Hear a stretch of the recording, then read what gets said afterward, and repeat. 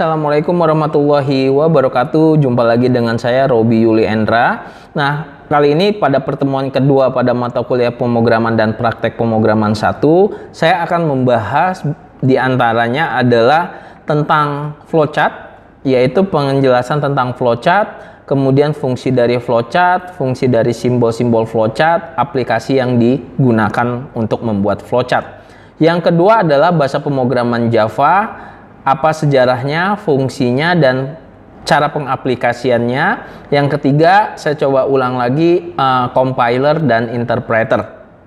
Oke, nah ini apa sih yang akan kita pelajari kalau bagian algoritmanya, yaitu akan membahas tentang pengenalan dasar algoritma, bentuk penyajian algoritma, pengenalan flowchart, simbol standar flowchart, dan contoh flowchart. Kemudian kalau misalnya di pemrograman, yaitu pengantar pemrograman, kenapa harus belajar bahasa pemrograman, level bahasa pemrograman Java.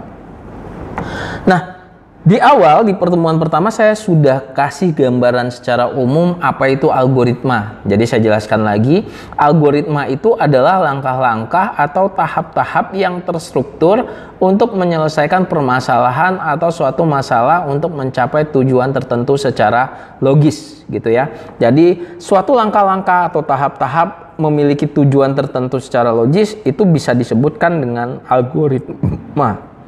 Selanjutnya, bagaimana sih cara menjelaskan algoritma atau menggambarkan algoritma? Di pertemuan pertama saya sudah jelaskan bahwa menggambarkan algoritma itu dapat menggunakan narasi atau tulisan, kemudian gambar, kemudian juga dengan menggunakan flowchart.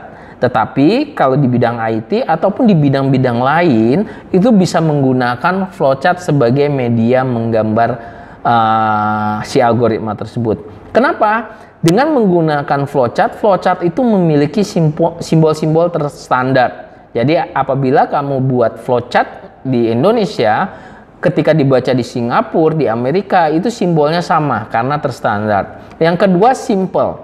Lebih sederhana dibandingkan Anda nulis ataupun menggambar. Yang ketiga ya tentunya rapi.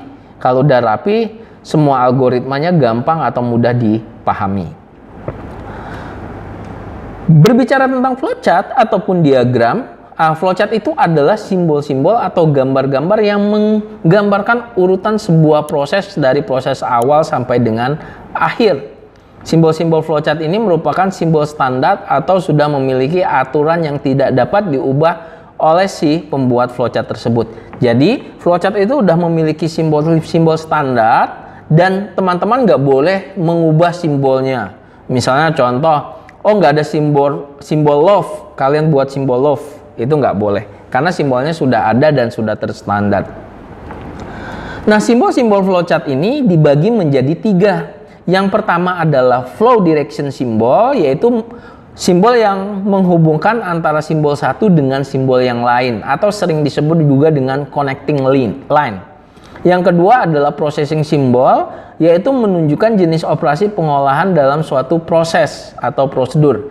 Yang ketiga adalah input atau output symbol, yaitu menunjukkan jenis-jenis peralatan yang digunakan sebagai media input dan output. Jadi kalau untuk simbol input dan output itu relatif sama penggunaannya.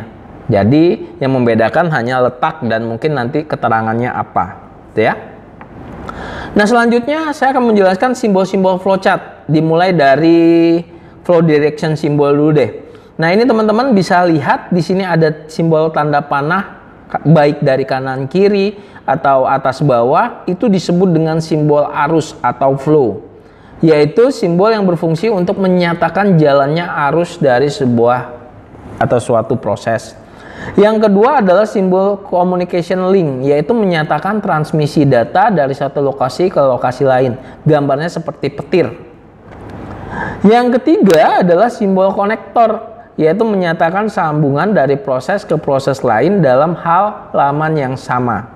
Jadi kalau kita buat satu flowchart di media kertas misalnya di halaman yang sama, ini flowchartnya nggak cukup nih ke bawah, kita mau sambung lagi di halaman sampingnya, yaitu kita menggunakan konektor lingkaran, bentuknya seperti ini. Dan selanjutnya adalah simbol offline konektor, yaitu menyatakan sambungan dari proses ke proses lainnya dalam halaman yang berbeda.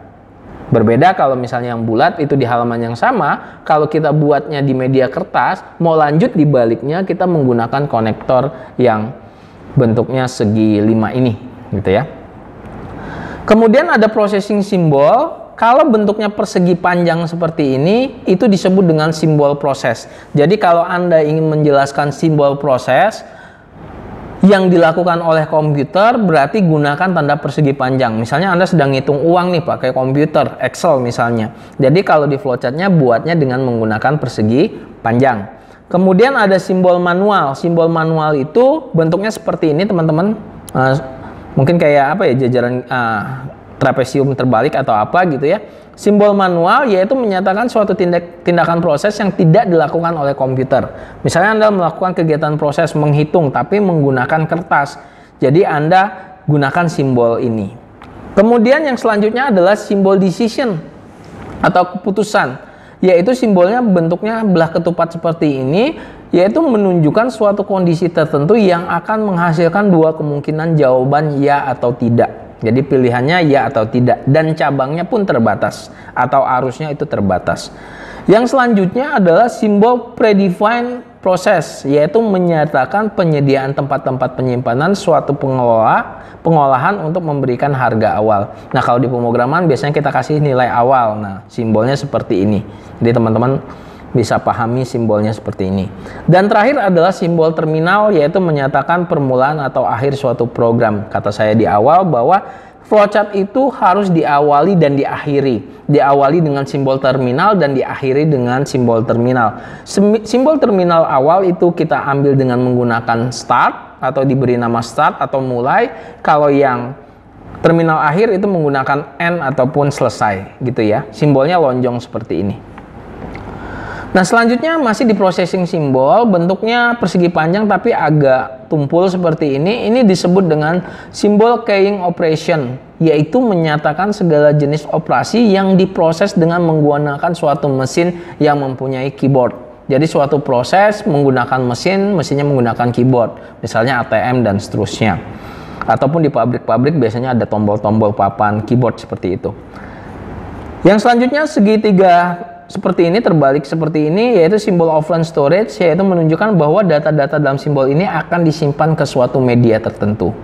Gitu ya. Jadi kalau Anda punya alur dan akan disimpan ke media tertentu menggunakan persegi panjang ini, segitiga, sorry. Kemudian ada simbol manual input, yaitu memasukkan data secara manual dengan menggunakan online keyboard. Kemudian selanjutnya simbol input output. Jadi teman-teman, simbol output dan input ini sama, tergantung fungsinya nanti Anda mau sebagai input ataupun mau sebagai output. Nah, simbol input dan output itu bentuknya jajaran genjang seperti ini, yaitu menyatakan proses input. Jadi sedang melakukan input. Input itu kita memasukkan sesuatu ke dalam sistem. Dan output tanpa tergantung jenis peralatannya. Kalau output dari dalam keluar, kalau input dari luar ke dalam. Kemudian simbol yang selanjutnya adalah punch card, yaitu menyatakan input berasal dari kartu, output ditulis di kartu gitu ya. Kalau dulu teknologinya masih menggunakan punch card, itu bisa menggunakan simbol seperti ini. Kemudian ada juga simbol magnetic tape, yaitu menyatakan input berasal dari pita magnetis atau output disimpan ke pita magnetis. Simbolnya seperti ini. Kemudian hard disk storage atau simbol disk storage itu menyatakan input berasal dari disk ataupun output disimpan ke disk. Simbolnya seperti ini kalau pakai hard disk, flash disk dan seterusnya. Kemudian input-output simbol yang lainnya yaitu simbol dokumen. Dokumen itu bentuknya kertas, yaitu mencetak keluaran dalam bentuk dokumen melalui printer. Kemudian simbol display juga seperti ini. Simbol display mencetak keluaran dalam layar monitor. Nah teman-teman, untuk menggambarkan flowchart ini Anda bisa menggunakan beberapa aplikasi. Sebaiknya gunakan komputer agar simbolnya nggak berubah. Kalau Anda tulis atau Anda buat manual itu nanti persegi panjang jadinya kubus ataupun jadi segi 4. Nah Anda bisa menggunakan aplikasi umum yaitu Microsoft Word. Di menu save-nya itu ada menu flowchart. Anda bisa gambarkan di situ. Kemudian Visio juga, Microsoft Visio. Kemudian Anda juga bisa menggunakan aplikasi Enterprise Architect gitu ya. Ini ada link-linknya atau Anda bisa searching di Google. Atau banyak aplikasi yang saat ini yang menawarkan untuk membuat flowchart. Nah, ini contoh flowchart program sederhana, teman-teman. Seperti yang saya jelaskan tadi, bahwa ada terminalnya, diawali dengan start dan diakhiri dengan end. Kemudian ada simbol input panjang, input lebar. Persegi panjang ini simbolnya apa? Proses. Kemudian simbol seperti ini, kalau di akhir itu output, pasti dia ngeprint luas. Dan sekali lagi, flowchart nggak boleh gantung ya, maksudnya nggak ada simbol N-nya. Kalau simbol N-nya nggak ada, berarti dia belum selesai. Nah, ini tugas-tugas buat teman-teman semua. Kalau misalnya kita akan bahas pembahasannya, yaitu yang pertama, tugas kalian adalah buat flowchart program untuk menentukan luas segitiga dengan ketentuan rumus. Luas segitiga itu setengah alas kali tinggi atau 0,5 kali alas kali tinggi. Gunakan simbol-simbol flowchart dan kerjakan di Microsoft Word, Visio ataupun Enterprise Architect. Nah, gimana? Apa yang harus Anda analisis pertama kali? Yaitu Anda tentukan dulu kira-kira dia inputnya apa, prosesnya apa, dan outputnya apa. Selanjutnya, yang kedua adalah buat flowchart program untuk penentuan nilai mahasiswa dengan ketentuan tabel di bawah ini. Jadi kalau misalnya mahasiswa itu dapat nilai 90 sampai dengan 100, itu maka nilainya A. 70 sampai 89 itu B, 60 sampai 69 itu C, 50 sampai 59 itu D, 0 sampai dengan 49 itu E. Nah, nilai angka ini didapat dari rumus ini, teman-teman. 20% dikali jumlah total kehadiran, ditambah 20% kali tugas, ditambah 30% kali UTS, dan tambah 30% kali UAS. Gitu ya. Nanti kalau misalnya ada kebingungan, boleh diskusi dengan saya ataupun dengan teman-teman. Gitu ya. Nah, kita masuk ke bahasa pemrograman selanjutnya. Nah, bahasa pemrograman ini apa? Bahasa pemrograman adalah bahasa perantara yang digunakan oleh manusia untuk memerintahkan suatu perintah kepada komputer dengan menggunakan instruksi-instruksi atau source code. Kalau di pertemuan awal saya jelaskan bahwa bahasa pemrograman itu adalah bahasa komunikasi antara si manusia dan si mesin, gitu ya. Secara teknis, bahasa pemrograman itu ada source code-nya. Source code itu yang digunakan untuk memerintah si komputer. Nah, ini alasan kenapa sih orang-orang komputer itu harus belajar bahasa pemrograman, karena kamu nggak bisa langsung ngobrol sama si komputer. Komputer itu kenalnya 0 dan 1. Kemudian manusia tidak paham berbicara dengan bahasa 0 dan 1. Jadi manusia nggak ngerti nih bahasa komputer, maka butuhnya bahasa pemrograman. Kemudian bahasa pemrograman itu diubah ke dalam bahasa yang dipahami oleh komputer dengan menggunakan dua, yaitu interpreter dan juga menggunakan compilers. Apa itu compiler? Compilers adalah mengkompilasi source code menjadi bentuk file yang bisa dieksekusi. Contoh bahasa pemrograman yang menggunakan compiler adalah Visual Basic, Borland Delphi, ataupun Pascal, gitu ya. Kemudian yang selanjutnya, interpreter. Interpreter adalah mengkompilasi dan menjalankan source code secara langsung. Contohnya bahasa pemrograman yang menggunakan interpreter yaitu Java. Nah, selanjutnya, bahasa pemrograman ini memiliki tingkat-tingkatan. Jadi di pertemuan awal saya udah jelaskan nih, ada bahasa pemrograman tingkat tinggi. Kenapa bahasa pemrograman tingkat tinggi? Karena manusia cepat mengerti atau mudah memahami dari bahasa pemrograman ini. Nah, contohnya bahasa pemrograman tingkat tinggi ini adalah Java dan PHP. Yang kedua adalah bahasa pemrograman tingkat menengah. Bahasa pemrograman tingkat menengah ini adalah bahasa pemrograman di tengah-tengah. Jadi nggak masuk ke tinggi, nggak masuk ke rendah. Manusia bisa lebih mudah mengerti ataupun sangat sulit mengerti bahasa ini. Contoh bahasa pemrograman tingkat menengah ini adalah bahasa C, Fortran, dan Pascal pun dia masuk ke bahasa pemrograman tingkat menengah. Dan yang terakhir adalah bahasa tingkat rendah. Yaitu bahasa tingkat rendah ini bahasa yang sangat sulit sekali dipahami oleh manusia, tapi sangat disenangi oleh bahasa komputer, karena bahasa yang dipakai adalah 0101 atau bahasa assembler, gitu ya. Contoh bahasa pemrogramannya adalah assembly ataupun bahasa mesin. Jadi kalau teman-teman yang belajar robotika itu pasti akan ketemu nanti bahasa pemrograman ini.